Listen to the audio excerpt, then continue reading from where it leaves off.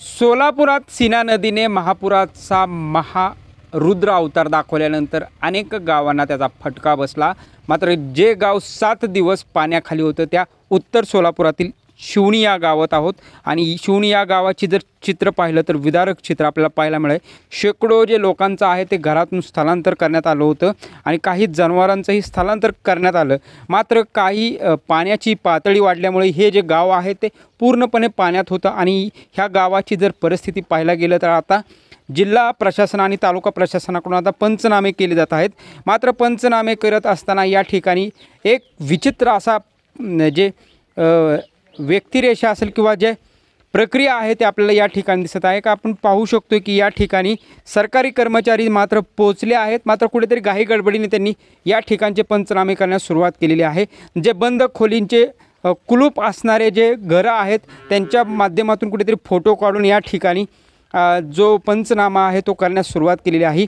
घाई गडबडीने जो मालक आहे तो इथं या ठिकाणी नाही आहे, त्याचं स्थलांतरित झालेलं आहे आणि स्थलांतरित झाल्यानंतरही या ठिकाणी जे सर्कल असतील ग्रामसेवक असतील त्यांनी इथे येऊन आता पंचनामे केलेले आहेत। आणि या ठिकाणी आपण पाहू शकतो की हे रेडको आहे, पुराच्या पाण्यात अडकल्यामुळे आता कुठेतरी जीव तोडताना आणि जीव सोडताना आपल्याला या ठिकाणी दिसत आहे। त्यामुळे या ठिकाणची जी परिस्थिती आहे ती भयावह परिस्थिती आहे आणि न्यूज 18 लोकमत सध्या पहिल्यांदा शिवणी या गावात पोहोचलेलं आहे। आपल्यासोबत शिवणी गावस्थे ग्रामस्थ आहेत।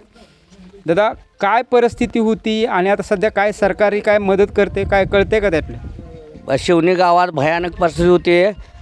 माणसं स्थलांतर झालेली आहे पण ही जनावराला स्थलांतर करता आलं नाही। इथं पुराच्या पाण्यात हे रेडको मेले।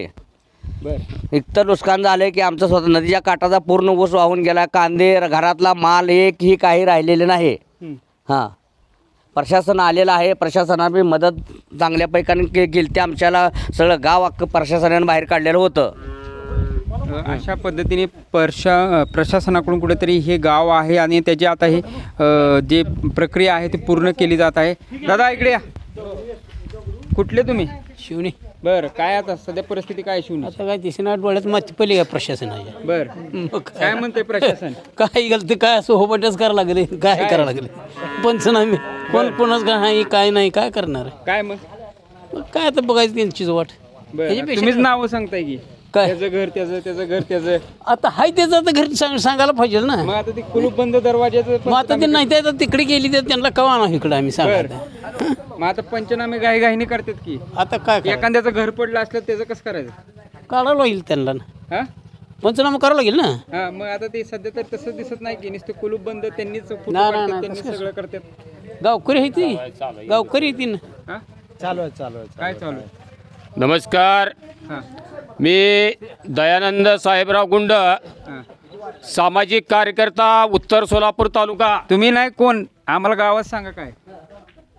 सध्या गावाची पूर परिस्थितीचा सामना करत असताना जी गावात जी घरं पडझड झाली ती सध्या हा, ती मोठ्या प्रमाणात घराची पडझड झालेली आहे। गावात पुराचं पाणी घुसल्यामुळं अतिशय नुकसान झालेलं आहे। सध्या प्रशासनानं गाव बाहेर काढल्यामुळं कुलप लावून अक्षरशः लोक बाहेर गेलेली आहे ती आणि ती बाहेरच अडकलेली आहे ती सध्या गावात यायला तयार नाही। ती सगळं व्यवस्थित झाल्यानंतर ती लोक गावाकडे येणार आहे। ती प्रशासन काय म्हणजे किती जनावर अडकली?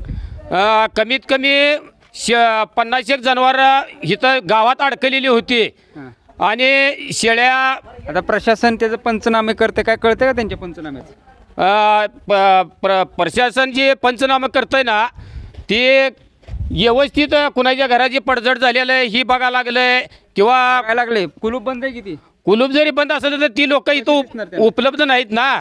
ती लोक इथं उपलब्ध असल्यावर हा ती बंद आहे। ही लोक प्रशासनानं बाहेर काढलेली लोक आहे ती आणि ती लोक बाहेर अडकलेली आहे ती। अडकलेले बरोबर आहे, मग त्यांनी आल्याशिवाय कसं पंचनामे करायचे?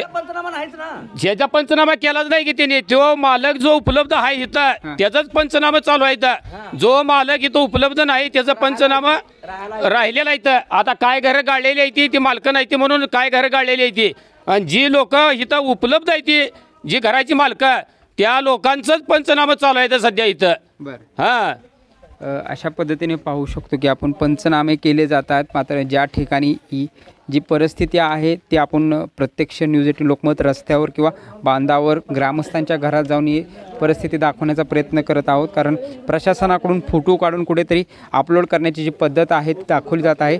आपण न्यूज 18 लोकमतच्या माध्यमातून सातत्याने हे प्रयत्न करतो आहे की प्रशासनाने गाव पातळी उतरावं, शेताच्या बांधावर जावं आणि पंचनामे करावेत आणि जी व्हर्च्युअल परिस्थिती आहे किंवा जे विदारक चित्र आहे ते दाखवण्याचा प्रयत्न केलेला आहे. त्यामुळे आता प्रशासनाने याकडून पंचनामे सुरू केलेले आहेत असंच म्हणावं लागेल. प्रीतम पंडित, न्यूज 18 लोकमत, सोलापूर.